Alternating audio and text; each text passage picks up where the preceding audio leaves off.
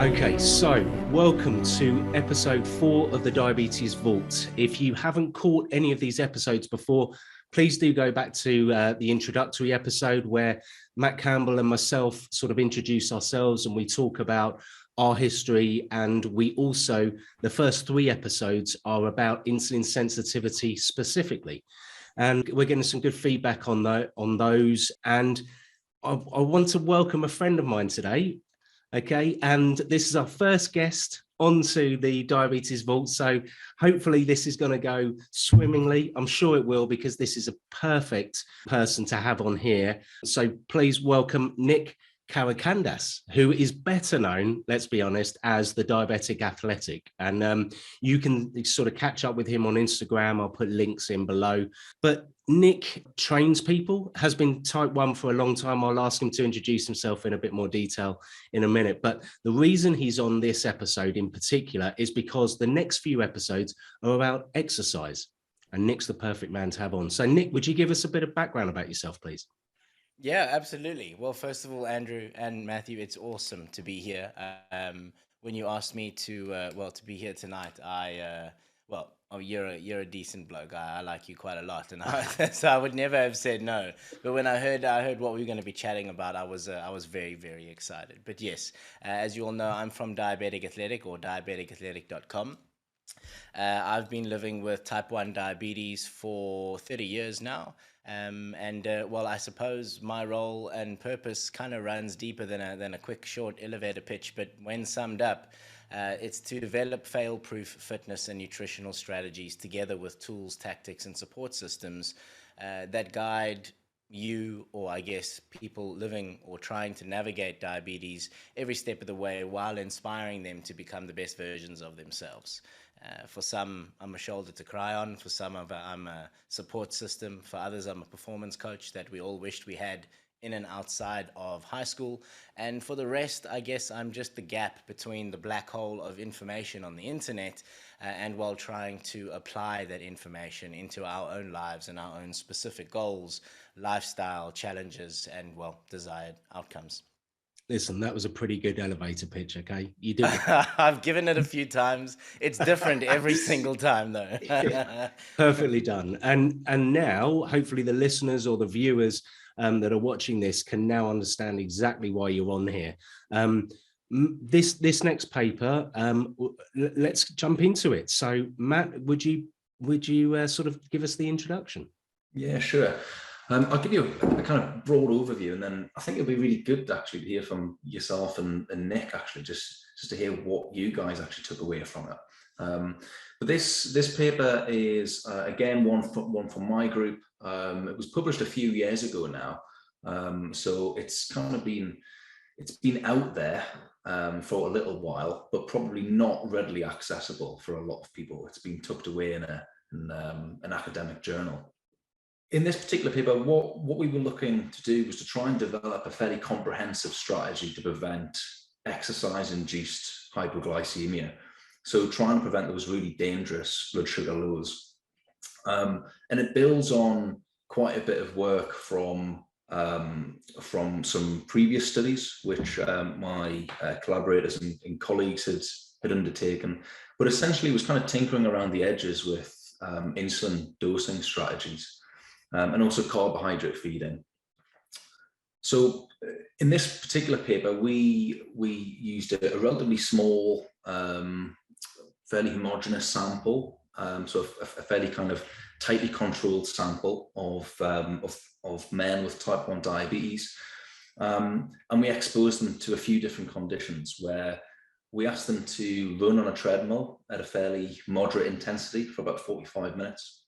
So it's not a particularly light type of exercise, but we chose that particular type of exercise because we know that it's really good at inducing hypoglycemia. Not only is it really difficult to avoid hypoglycemia during exercise, but also immediately afterwards, and also for a number of hours afterwards.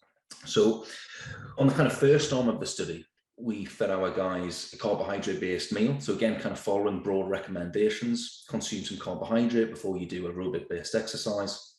And we heavily reduced their insulin dose. And the reduction was around about 75%, which, to a lot of people would probably seem like a fairly large amount.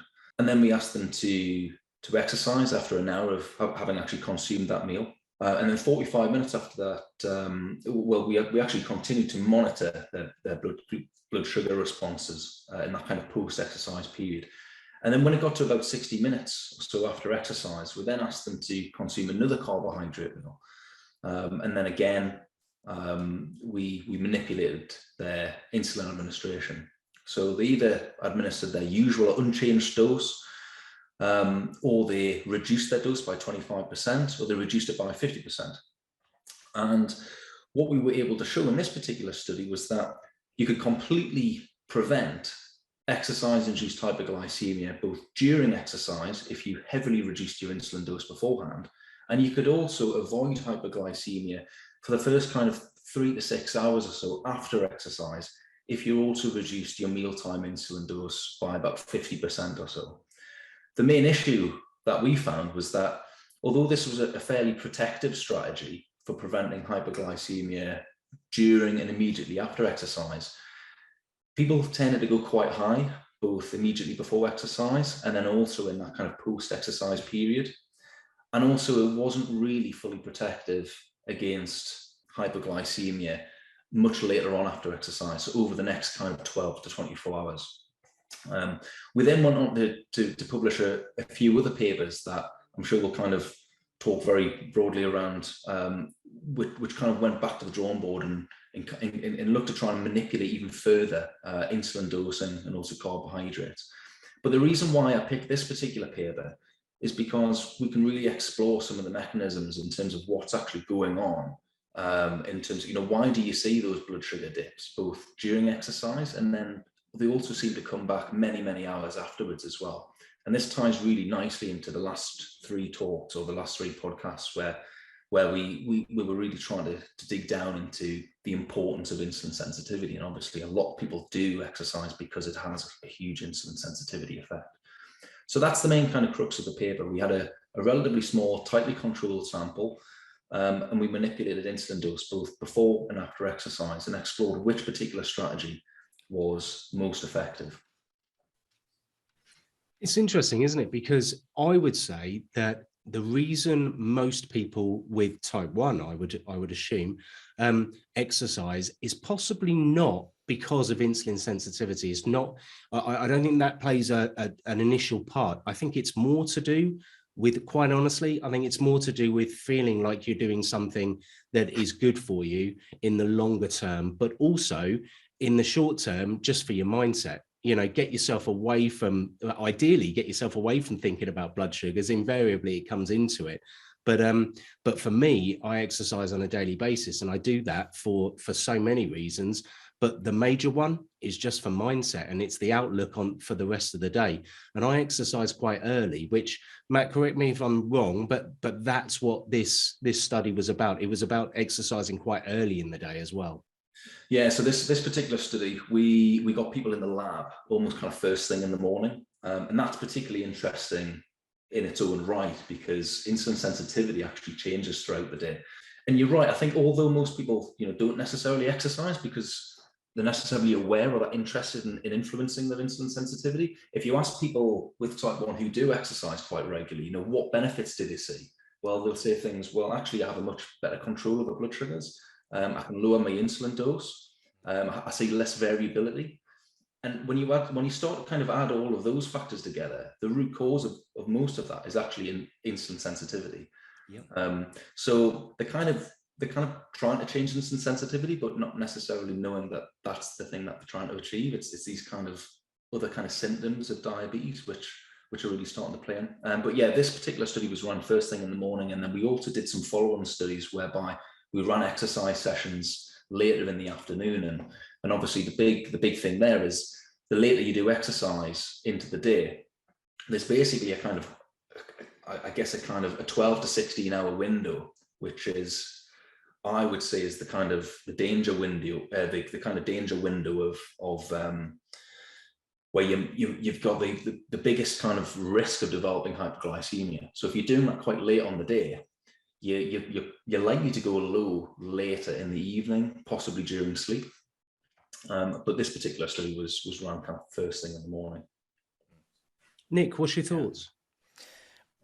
Many, I must be honest. I think I've had about at least 101 thoughts since you started speaking until now, and I have that thing where I force myself to listen and not think about what I'm going to say. So, I mean, I've got many thoughts on the topic. I must say, exercise mainly in my life has been and is one of my biggest anchors, just as far as I suppose just life traits go. You know, the way somebody does or applies themselves to an exercise or training program, it really develops trait characteristics of our personalities. It's very difficult to be able to take yourself through something when that something is very difficult on a daily basis. And so it kind of develops our character. And so exercise has always been a tool I've used to develop discipline. And I've been diabetic almost my whole life. And without discipline, diabetes becomes incredibly difficult. But so does exercise and so does nutrition. And so that's the whole reason for the diabetic athletic triangle of control, is to put those three together. So when you say,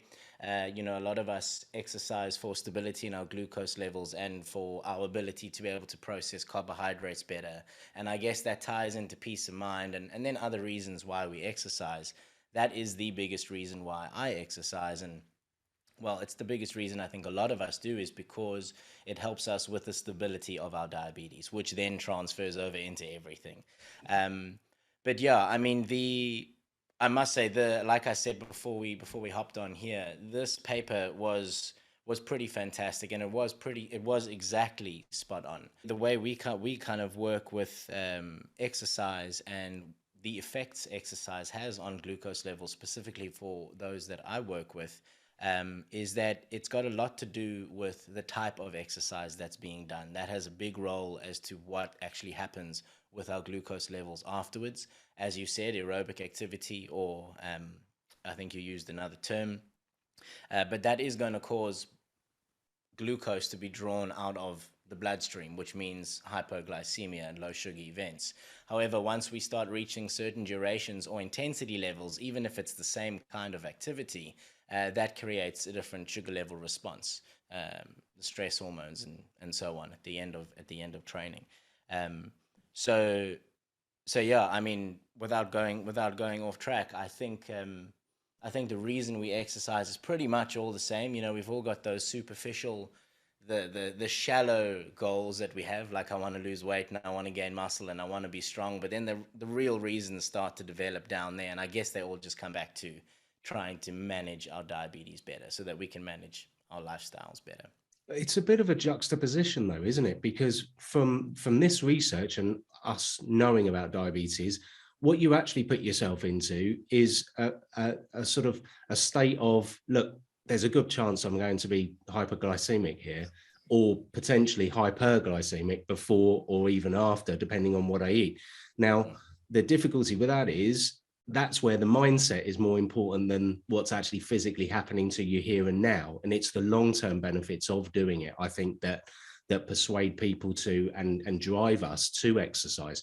But to get back to the paper itself, if you're that was my initial question, actually, Matt, was what levels were you considering, were people sort of hitting for blood sugars prior to training with only a 25% sort of insulin amount of insulin that they're taking for the food an hour prior? So I guess what a lot of more recent research has actually shown is that it's not necessarily the blood glucose level that you start at immediately before exercise. It's more to do with how much insulin you've actually got on board, because that will actually dictate how much carbohydrate you're going to need during exercise. Now, of course, you don't necessarily want to be starting exercise, you know, if you've only got, you know, like 3 millimoles, 4 millimoles. But you know, as long as you're within a relatively normalish range, you know, between kind of 6 and 8, 6 and 9, you know, that's probably okay, as long as you've adjusted your insulin accordingly. And actually, what this particular paper demonstrates is the huge reduction that you see in glucose levels not necessarily, if you don't change insulin concentrations, but even if you have a heavily reduced dose, you still see quite a dramatic fall in blood sugar levels. So some of the guys, and bearing in mind this is under quite tightly controlled lab-based conditions, so we've got people hooked up, we're monitoring them continuously. It's a very safe environment that we've got these guys exercising in. Some of these guys were kind of starting up at kind of 15, 16 millimoles, before they started exercise. 45 minutes running at a fairly moderate to high intensity, they were coming back down to 5 or 6. So you see a dramatic reduction in blood sugar levels. That's not the same across the board. It is actually extremely variable. People do have very variable blood sugar responses. There's a whole host of different reasons why you see that change or you see that variability between different people and also within the same person from day to day. So it's not necessarily what glucose level you start at, it's more how much insulin you've got on board, because that's really what's going to dictate the reduction. When you're exercising, there's basically 2 main factors which is going to lower your blood sugar levels. One is the exercise. The muscles are literally extracting glucose from the circulation, and they will do that quite happily without the effect of insulin. So they do it almost in a kind of insulin independent way.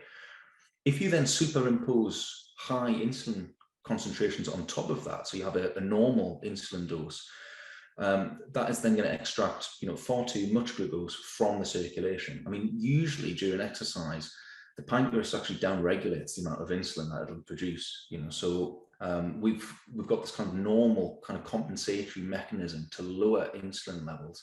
Obviously, with people with type 1, your insulin concentrations are the result of the previously administered dose. So that's why you need to reduce your insulin concentrations before exercise. You need to reduce your insulin dose so that you can almost try and mimic that normal physiological response. The difficulty is trying to get that spot on and trying to get that spot on every single time. And that's very much the thing which I really hate saying to everybody, but it really is a kind of trial and error process. What works for you.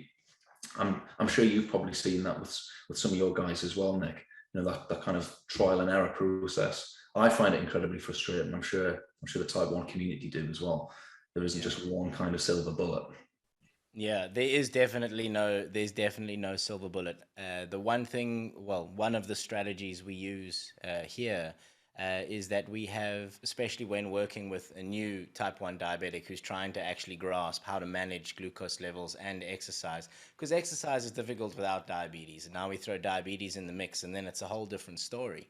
But generally what we do, pretty much summed up, is to start off is that the exercises will be the same, and what we'll do is we'll split aerobic versus anaerobic activity and test just aerobic workouts for certain periods of time, so that we have the same workouts being tested across the board. Let's just say it's 3 workouts over the week. And generally speaking, that workout will be done 3 hours after the last meal and when insulin was administered. So generally, you've already got minimized insulin on board. I mean, most short actings are only lasting 4 hours anyway. So you're going in with insulin on board, but you have very little left. You do the same workout 3 times in a row and you test the variables across the board. That allows us to kind of see how much we need to draw back on insulin before and after the workout with no surprising variables. If you test an aerobic workout today that's an hour long and a weight workout tomorrow just after your meal, and then you do a fasted 20-minute high-intensity interval session the next day, you're never going to be able to get any real firm grip on what your glucose levels are doing with the amount of insulin on board you have. So that's a tool that we use to try and find that without too much error and, I suppose, strategic trial. Yeah, it's really interesting actually, because I'm curious what you do after exercise, because as with a lot of my work, the origins of this paper actually came from looking at what people typically do. So being a part of the type 1 community, doing a lot of public engagement events, speaking to people with type 1, I would say, how do you actually manage your insulin doses after exercise? They'd say, well, I usually reduce them. And, I'd speak to loads of different people and they'd have various different strategies, eat this particular meal at a particular time, administer this particular dose of insulin. again at that particular time, and there wasn't really any continuity between that. So that was really the whole purpose of doing this particular paper. It was to say, well, let's try a few different insulin dosing strategies and let's see which one works, and are there any particular consequences. Yeah. So one of the things that, if I may just go back to, is this insulin on board discussion, because you've both mentioned the fact that you've looked at people, certainly on this research paper, but also Nick, you mentioned about people being able to manage when they do have insulin on board. It's one of those things that I found really quite challenging. And so therefore I train in the morning before I have insulin on board. So I train without insulin on board, and I know there's plenty of other people without that do not train post eating, because for exactly that reason, as you said, what happens is your insulin sensitivity the ability for the insulin to work whilst you're exercising, depending on the type of exercise, it can just be supercharged. And it's really quite a stressful thing to happen, because as you say, you can go from 8 to 3 in a matter of 15 minutes, and all of a sudden you're in trouble again. Yeah, I always say we're always just 7 minutes away from a hypo. So, walking around without sugar on you is really not a good idea. And I use the example, being here in South Africa, it's probably not a good advertisement, but if your sugars are sitting at 5.5 millimoles and someone takes your phone, you're only going to be able to run around 4 minutes before you're actually going to have to do something for your sugars. But that doesn't translate worldwide, I guess. So, but yes. So the 3-hour rule is pretty much a really great solid starting point, because like I said, you're only going to have about 25% of the insulin you gave. But let's just say you're going to have breakfast, and you plan to do an exercise session 1 hour after you've administered insulin for your meal. You can actually take that into account, saying, right, if I'm going to put insulin on board now and I'm going to be exercising just 60 minutes afterwards, I'm going to have 3/4 of my insulin on board already. You would then reduce the dose that for your meal. So for example, if you were going to give let's just say you give 1 unit of insulin for 10 grams of carbs, and you're eating a 40 gram carb breakfast. Instead of giving all 4 units and you're going to be training an hour after that, you could give a fourth of that dose and then use the insulin that you would have on board, and then the aerobic activity that you're going to be doing, which would then increase the power of the insulin on board, I guess, or how much glucose gets taken out of the bloodstream, instead of giving your usual dose and then just blindly training an hour afterwards, because you're just going to have too much insulin in the bloodstream. So like you said, it is very person specific, but also the dose for your meal will obviously change depending how soon after you're going to be doing activity.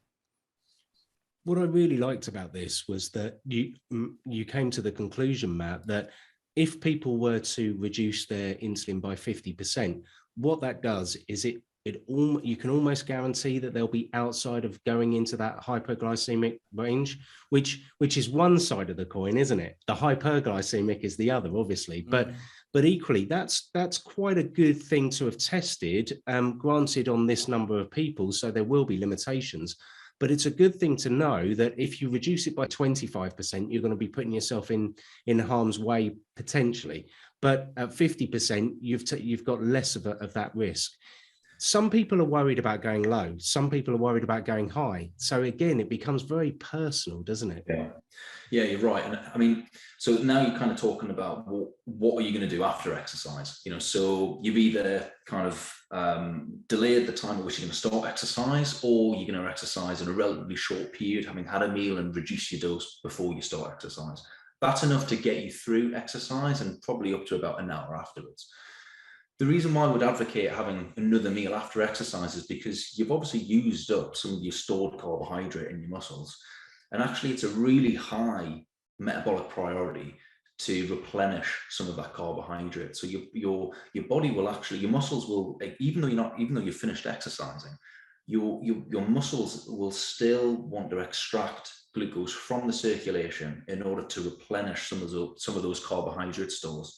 So to try and supplement that, we advocate having, again, some carbohydrate. You can either have it as one big meal, 2 smaller meals, or you can spread it out throughout the day. But if you are going to have a carbohydrate meal afterwards, it's really important that you reduce that insulin dose. And again, as you said, in this particular paper, we had different dosing strategies. In this particular paper, we showed that if you half your insulin dose, you're right, you're pretty much, although it's a relatively small sample and it's all in males and they're relatively young and fit and healthy, that these guys were pretty much guaranteed to avoid hypoglycemia. So that's in itself was a really big finding at the time. It was the only study which has really demonstrated an effective strategy for preventing hypoglycemia after exercise. But the big caveat of that was that, fine, you can avoid going low, but because you're going to reduce insulin, you're also going to go, or a large proportion of people actually went quite high. So again, they were having fairly high levels of having fairly high blood sugar levels. We did actually measure ketones as well, and ketones were actually quite low. And although it's not presented in this particular paper, we also measured a lot of other really important kind of biomarkers which are indicative of health. So particularly inflammatory markers and markers which are important for vascular health, which can change quite acutely. And you're right, a lot of people will be concerned about going high, but actually going high is only particularly detrimental when it has a negative knock-on effect to other kind of metabolic or biochemical parameters. And actually we didn't detect any changes in those. So even though people went quite high, it was actually only for a relatively short period of time. And even those who did go quite high, after about 6 or 7 hours, actually quite a large proportion of those still went low later on after exercise. So reducing your insulin dose after a relatively short period of time after exercise, yes, it will protect you from hypoglycemia if you get the dosing right. It might send you high, but you have to be vigilant in terms of that risk of going low is still there later on in the day. So we actually ran a few more studies to then come up with a newer or kind of a more robust strategy, which was slightly more protective. Nick, what's your view on this? And if I can I ask you what your regime is for exercise? And let's just concentrate on this kind of aerobic exercise that we're talking about. Absolutely. Okay. So for example, this morning, I actually had 3 different workouts today. 1 wasn't planned, 2 were planned. This morning, I had a 5K row, and it was a fasted row. So it was at 5 a.m. So I hadn't had any breakfast. I also hadn't switched my pump off. Normally I take my pump off I turn the insulin off 45 minutes before an aerobic weight training session. Generally speaking, a lot of us will just turn our pump off right before, but our basal rate is set on an hourly basis. So if you wait right before the workout, you've still had the last dose generally. And well, if we've got auto corrections on and so on, so it helps just to turn it off 45 minutes before. And that being said, my sugars were around 8.3. And I know generally if I'm working an aerobic workout and I'm working at a moderate pace, and I'm talking around a 6 or a 7 out of 10, or 60 to 70% of my heart rate, I generally start with 15 grams of glucose, and then I know it's almost like clockwork, but 12 to 15 minutes in, I'm going to need another 15 grams of carbs, because if I leave that alone, at the 20-minute mark, I start to go low, and then there's an interruption in the workout, which is okay, because we get every day is a one-day game, and we can do it again the next day, or just wait and then get back on. But for aerobic work, I reduce pretty much all my insulin. I ensure that I don't have any insulin on board before any aerobic activity. And tennis is another example. If I go and I play tennis, I know that I have to switch my pump off, or at least reduce my basal by a good 75%, 45 minutes before I start playing. I start with 15 grams of glucose on board, and then again, I know that I'm going to need to replenish, put more carbohydrate or glucose on board at around the 20-minute mark, or I will start to go low, and again, interruptions in the game. It's a little bit different for anaerobic training. I leave my pump on. I train with insulin on board when when I do anaerobic training, but again, that's because the intensity levels are a little bit higher, and you get that after, your sugars kind of dip while training potentially, depends how long the session is. But then they start to rise slightly afterwards. And so I like the insulin on board for that time. However, my insulin rates are reduced by 50% stock standard for every meal after a workout like that. So when I read your article and your paper, that was pretty much right on the money, because for me it is 50%. For some it's a little bit different, a little bit more and less, but across the board, 50% of your usual insulin dose, especially post activity, is an extremely good place to start. And Nick, how long would you keep that going for then? Because I mean, one of the other things about this particular paper was that we used guys on basal bolus, so using pens. You're talking about using an insulin pump, which is obviously a much more flexible method of insulin delivery. You can kind of dial it up and dial it back down. You can almost kind of fine tune it. So if you also reduce your insulin dose down to kind of 50% after exercise, how long do you keep that going for? How do you avoid, kind of later onset hypoglycemia? Yeah. So it really all depends on the style of workout. If I do an aerobic workout late afternoon, I generally don't have much or many lows afterwards. If I do a strength training workout where the muscles are really starting to fight for their life during the activity, right, and they're pulling everything out of the bloodstream, that causes me to need reduced insulin for the next 2 meals. So generally I try and train at the same time or same style of workout at the same time of day, because that gives me a lot of power and a lot of predictability. I try not to throw too many variables. Life's hard enough. I really don't want to be juggling too many.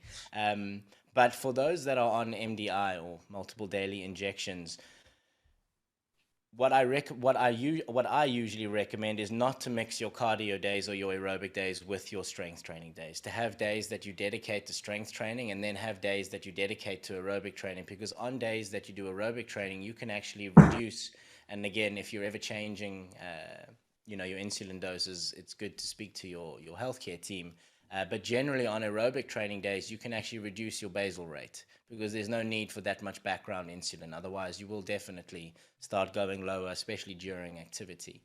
But on days where I do strength training or when we do anaerobic training, basal rates can stay the same. It's just the insulin that we are administering during our workout and after will be adjusted, and that can be done on a pump or with pens. It's usually after the workout that we're going to, if you do the same style of workout 3 times in a row and you notice that you've gone mildly low 3/4 of the way in, but then you spike an hour afterwards, you would start to think, what could you do?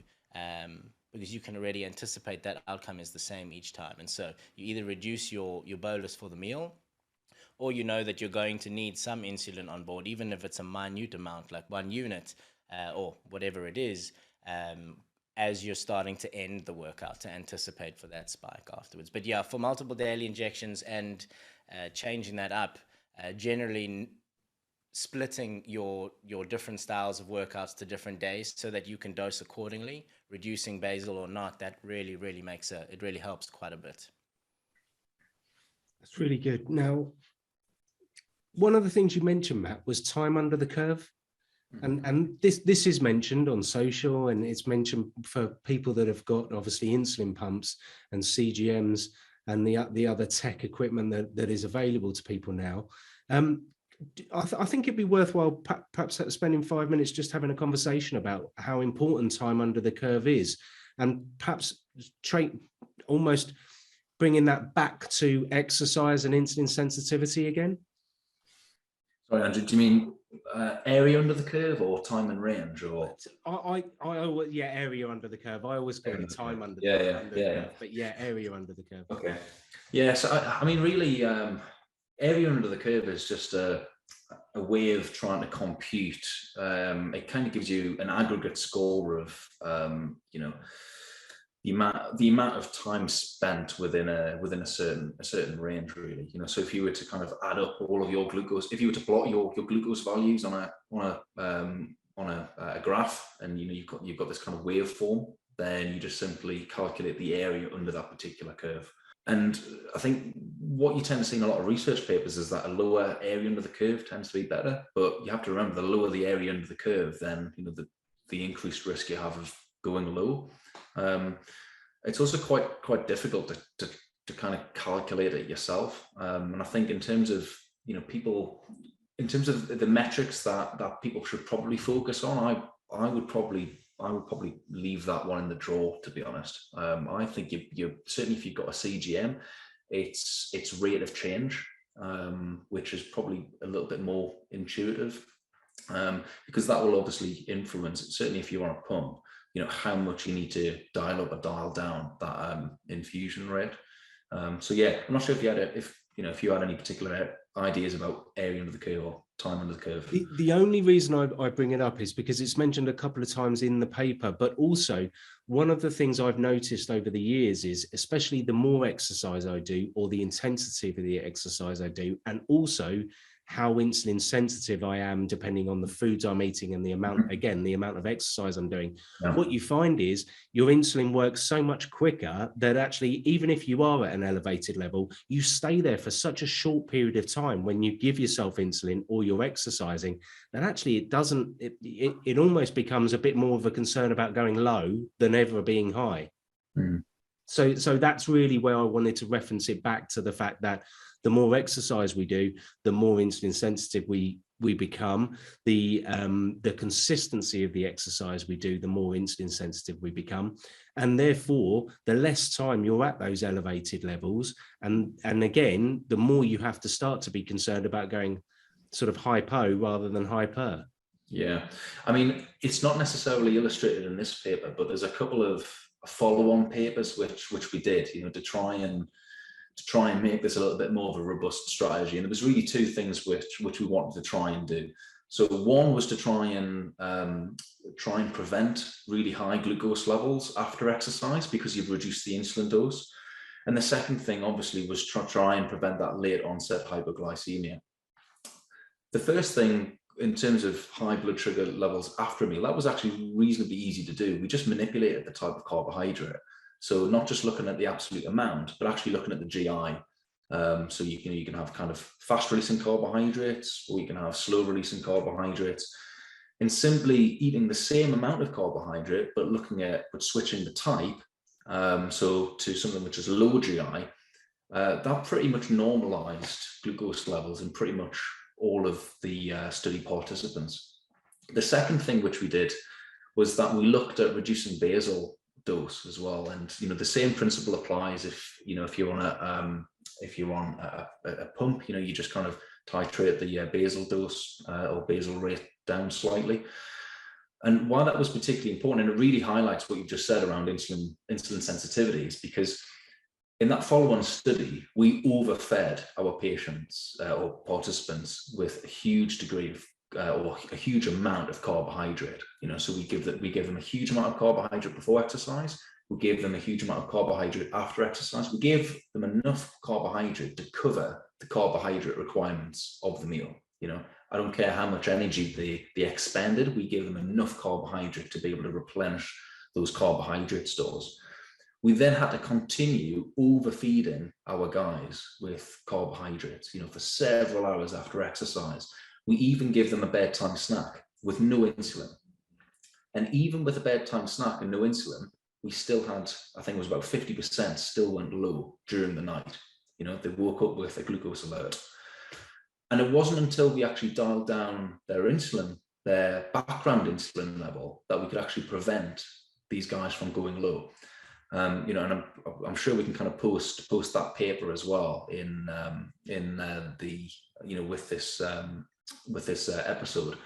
But that really kind of emphasized how potent exercise can be in terms of changing insulin sensitivity, to the point where I don't really care how much carbohydrate you're going to eat. You can't outrun insulin sensitivity, and that's why looking at insulin on board is so important. So yeah, Nick, I'm not sure. What do you guys do in terms of trying to prevent late onset hypos? Have you tried the bedtime snack thing? Have you tried overloading with carbohydrates? Are you dialing down your basal dose? How do you get around that kind of insulin sensitivity? Thing? Well, That all depends. It really all depends on the current training regime. I think a big headache for us is that when we exercise one week, and then we don't exercise next week, and then we don't exercise for half a week, and then we do exercise for the other half a week, that's really going to mess up your glucose levels because if you're exercising on a consistent basis, you don't have to be doing the world's biggest workouts. But if that exercise is coming in consistently, let's just say 3 days a week, you're going to notice across the board that your insulin sensitivity is going to have increased. Your body's ability to use carbohydrates is going to get a lot better. And the power 1 unit of insulin has is going to be doing a lot more. So if we can just stay consistent with even the smallest fitness regime of some sort, across the board, we're able to actually, well, one, get used to the or the level of insulin sensitivity that we're dealing with. So I think the best way to adjust to it is to have your variables, because there are many, to try and keep as many variables the same. And for me, that is most definitely how I navigate that, because, some weeks I don't exercise as much as I'd like to. Work just sometimes really gets super busy. And when I say I don't exercise, most of the time that's compared to somebody's exercise. But for me, when I'm actually training, I have to give a lot less insulin across the board, or I just have hypos all day long. Then the next week I don't exercise as much. I can hardly keep a grip on my glucose levels because they keep wanting to be pushed up because I've had less activity. So I think for us, to answer your question, for us or me, for us to get a grasp on that is to have consistent variables as far as exercise being done, and that helps with consistency quite a bit. Yeah, I would just echo that as well. Absolutely. Yeah. So Matt, could you just give us the conclusions on this paper, maybe to the top 3 or 4 conclusions, or 2 or 3 conclusions, and then we can just sort of have an overview of that. Yeah. So in this particular paper, we had people treated on insulin pens. It was a relatively small sample size, and again, all males, relatively well controlled. No other kind of complications, so it's not directly applicable to the whole population of people with type 1. But in this particular study, we looked at manipulating insulin dose both before and after exercise. And what we showed was that if you have a carbohydrate meal before and after exercise, and you reduce the insulin dose that you have with both of those meals, then actually it's a pretty effective strategy for preventing glucose lows both during exercise and also immediately afterwards. So it's a fairly protective strategy up to about 3 hours after exercise. You need a fairly large reduction before exercise, so about 75%, and then afterwards it was around about 50% or so. And again, this is exercise which is 45 minutes on a treadmill at a fairly moderate to high intensity. So think about doing a kind of 10K pace or so. What it did result in was, even though it was fairly protective in terms of avoiding hypoglycemia during and immediately afterwards, that threat of hypoglycemia still remained for a number of hours after exercise. The exercise was performed early on in the morning, so just be conscious that if you're performing exercise later in the day, that kind of late window is likely to occur during the hours of sleep. Okay, so you're probably going to be exposed to kind of nighttime glucose lows. And then the other kind of negative consequence was that heavily reducing your insulin dose, both immediately before exercise and also after exercise, it can actually result in some transient high glucose levels as well. We did look at other factors which are associated with high glucose levels to see whether that would be particularly dangerous, and we didn't detect any in this study. But that's not necessarily to say that other people wouldn't necessarily experience that themselves. So that's the main findings from this particular study. And then I'll just add on a couple of kind of key findings from 2 further studies where we can kind of provide the link to.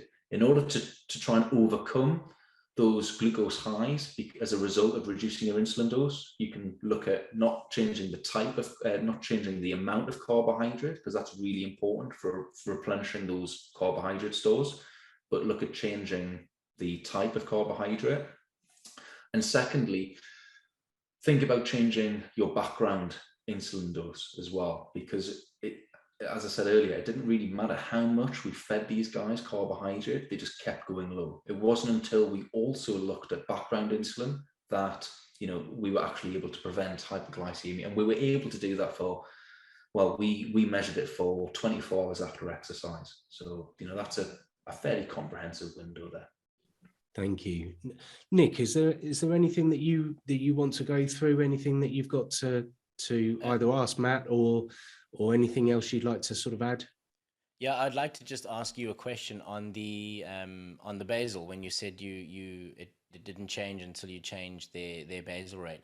Did you make a change by, I suppose, the standard 10% up or down, or did you do something like a basal test to try and see what the basal rate should change to? Really good question. So we just applied an arbitrary 20% reduction. At 20, okay. Yeah, and we had a mixture. So again, it was all on people with pens. It's going to be slightly different if you're a pump user. You're not necessarily going to have to change your kind of basal rate until later after exercise, where you can kind of dial that down. But on pens, we had a mixture of people who either took once or twice daily long-acting insulin. And some people took it on a morning, and some people took it on an evening, and some people took it on both a morning and an evening. In an ideal world, we would have had enough participants in the study to kind of tease all of those different kind of potentially confounding factors out. But we just applied an arbitrary 20% reduction across the whole board. So it didn't matter whether you had, whether you injected your basal insulin on a morning or on an afternoon. In this particular study, the exercise was performed late in the afternoon. It was around about 4 or 5 o'clock. And yet, even the guys who were dialing down their basal insulin during the day, because it's a really long-acting insulin, it didn't really seem to mess up their blood sugars, before, during that kind of day period. So that's one of the other big worries that a lot of people have when, people think, well, I'm going to start messing around with my kind of background dose. It might get me through exercise, but is it going to mess up my blood sugars, outside of exercise? And actually, we didn't really find that. We found that it was completely protective for exercise. And even when you're exercising on an evening, for those on pens who needed to adjust it on the morning, it didn't really change things through the preceding hours. Yeah, interesting. I suppose those that have the hardest time with this would be the low carb crew. Trying to exercise with diabetes and having no carbohydrates on board ever. It's impossible. I mean, it's just hypo, 3 a day. That doesn't end well ever. But yeah, carbohydrates are definitely a saving grace. I always say, if you want to save money on insulin, start exercising. And if you want to eat more carbohydrates without giving insulin to save money on insulin, start exercising. That's the way to go for sure. Couldn't agree with that. And yes. I would I've been there on the low carb and going low 3 times in a day due to me too, exercising. So been absolutely there. This was really useful for me because what the takeaways for me were the 50% post exercise, and actually just ratifying that figure and saying, what, if you don't want to go low and you're really concerned about lows, you can pretty much you've got a very good chance of not going low if you reduce your basal by 50% post exercise. That for me was a really useful tip because it's a question that gets asked a lot, and the other takeaway from this was just how complicated this is. It's complicated before, during, and after. And from what you can read here, and we all know it is, we've been, both myself and Nick have been living with diabetes for long enough to know the effects of doing this. But are they consistent depending on what you do and how you do it? Yes, they can be. But invariably, diabetes isn't consistent. So it's not always that way.